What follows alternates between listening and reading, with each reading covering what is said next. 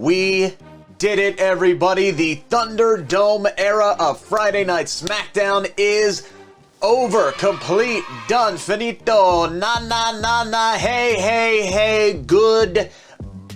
We are back to live crowds next week, and I cannot wait. I'm putting the over-under at about roughly 2 minutes and 36 seconds until we hear the first what or CM Punk chants, and then I change my mind. But nevertheless, we had one final Thunderdome SmackDown to get to.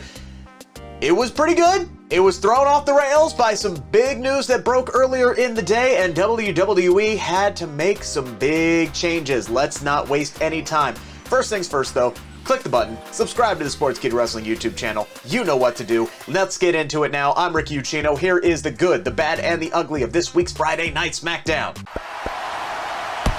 Watch out!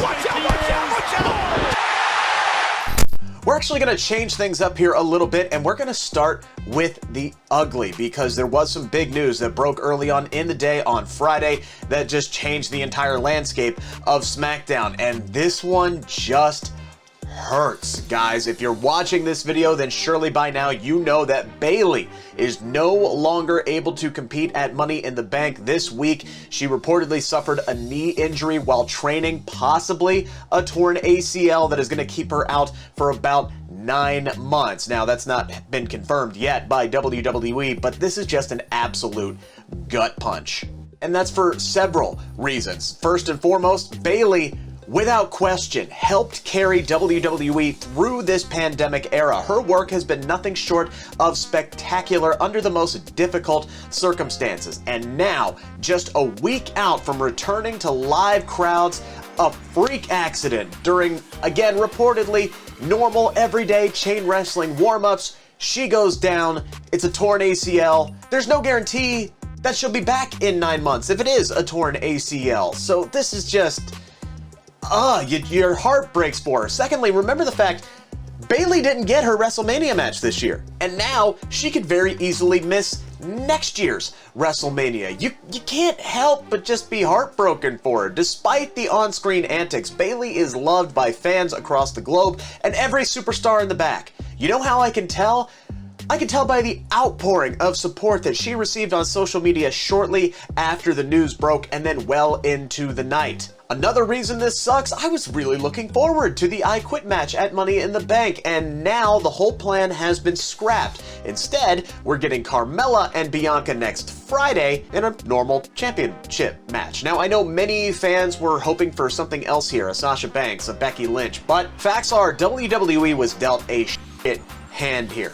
Granted, they did themselves absolutely no favors to avoid the amount of shit that came with said hand, but regardless, they had to do something on short notice, and Carmella got the call. There's just no way else to spin this, folks. This sucks, but we know Bayley is going to absolutely crush this rehab process. She is going to crush this like she crushes everything else, and one day she will make her return to the WWE Universe, and I can't wait to hear the pop from the crowd when that day comes. Bayley, we wish you all the best and a very speedy recovery. Now, back to our regularly scheduled programming, The Good. With Bayley out now, it cut down the SmackDown women's roster even further, which meant it was time to call in the cavalry. Last week, it was Zelina Vega. This week, it is Tegan Nox, Shotzi Blackheart, and coming to a screen near you on Friday nights, Toni Storm. I have no issues whatsoever with these three ladies getting the call up. Well, okay, I have some issues, but we'll get there. We'll get there. Now, these four women, including Zelina Vega from last week, incredibly talented. They are going to breathe new life and add much needed depth on the blue brand. And I have a sneaking suspicion, by the way, we aren't done yet. Maybe it's more of a hope, but I am expecting big things starting next weekend. A man-myth return, if you get where I'm going here, and sooner rather than later, Sonya Deville is getting back in a wrestling ring. It's happening. Now, Bayley getting injured did cause a massive ripple effect that kind of ruined my big idea from last week's video. Go look it up. It was a good video. And a great idea, if I do say so myself. But now Liv Morgan is in the Money in the Bank ladder match after her intense verbal spat with Sonya this week. I loved watching these two just go at each other. I want to see them fight, and I want to see them fight badly. All right, so I have no clue what to make of this whole Jimmy Uso situation after what went down earlier this week. I'm not going to get into the details of it. You can look it up for yourself if you don't know. If you do know, I'm not here to judge either. We all have our demons. I just hope he gets the help he needs off screen. On screen, though, the family is back together, all on the same page, ready to take on the world as long as they do everything Roman's way. Except maybe he should listen to his cousins every once in a while, because they sniffed out the trap in waiting at the end of the night when Edge had the Mysterios rolling in as backup. They got the upper hand in what was a very fun go-home brawl for the Thunderdome. And I'm actually all for Edge, Rey, and Dominic forming this alliance of sorts here. Edge and Rey, they have history together. Rey and Dominic want revenge on Roman and the Usos want the tag team title. So this is all blending together very, very nicely, taking multiple angles here, putting them together, and making it work. Probably gonna get a 6-man tag out of this, and I am okay with that. Also, real quick, speaking of Edge here, before all of that went down in the main event segment, we got that nice little teaser there between the Rated R Superstar and Seth Rollins. Let's go. Let's go. SummerSlam, baby. Sign me the hell up for that.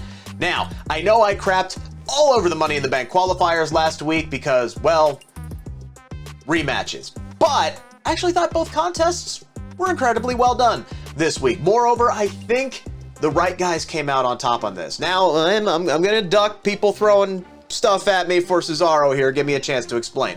First off, Nakamura beating Corbin, that just continues his downward slide. That makes a lot of sense.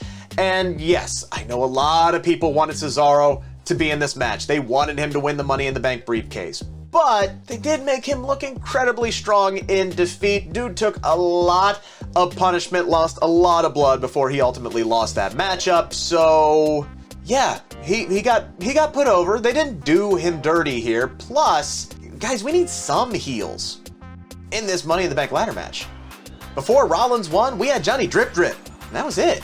Trust me though, Rollins is gonna add a lot to this match. Look at the competitors. It's gonna be really, really fun. Hopefully for Cesaro now, he can move on to something else. Maybe an Intercontinental Championship feud. Just throwing that out there, trying to get that into existence. And finally, the bad this week. Okay, look, it was good on WWE to realize they needed reinforcements in the women's division. It's bad that it took them weeks and a catastrophic injury to figure that out. Good that WWE realized they needed some women's tag teams on the quote-unquote main roster. Bad that they didn't just grab one of the many current established tag teams in NXT if they were going to bring somebody up. What was wrong with Ember and Shotzi? I thought they were a really, really good team, a successful team, won the women's tag team titles down in NXT. This makes me genuinely curious if they wanted Ember, and she said no. And you know what? I wouldn't blame her considering what happened the last time we saw her on SmackDown. So, okay, Ember is out. You need a tag partner for Shotzi. You pull in Tegan Nox, who has teamed with Shotzi before in NXT, but she literally came back this week on NXT to reignite her feud with Candice LeRae. So here we are, once again, the disconnect between NXT and Raw and SmackDown, where it doesn't matter one bit what is going on, what has happened in the past, it does not matter. They ran weeks of these battery charging vignettes for Tegan. She shows up for 2 minutes on NXT and then boom, screw all those plans, she's off to SmackDown. At least Shotzi and Nox didn't get the dewdrop treatment here. They actually got to keep their past and their backstories and their likenesses and all that. Now, I know people are losing their minds thinking that they did lose half of their names, but until I see something official, I'm gonna assume that's their tag team name. Again, maybe I'm just hoping here, but Shotzi and Nox, okay, it's like the Hardy Boys, it's like the Dudley Boys, it's like Edge and Christian. Okay, well, Edge and Christian just had the one name. But still, I'm assuming, until I see it officially on WWE TV, that's their tag team name. They're not just Shotzi and Nox separately one name like Cher, because Michael Cole was still using their full names on commentary. So at least for the moment, I'm gonna chill and I'm gonna have some hope on this one. That's our video this time around. Make sure to give us the old thumbs up there. Also, make sure to subscribe once again to the Sportskeeda Wrestling YouTube channel for more content like this, plus exclusive interviews and so much more.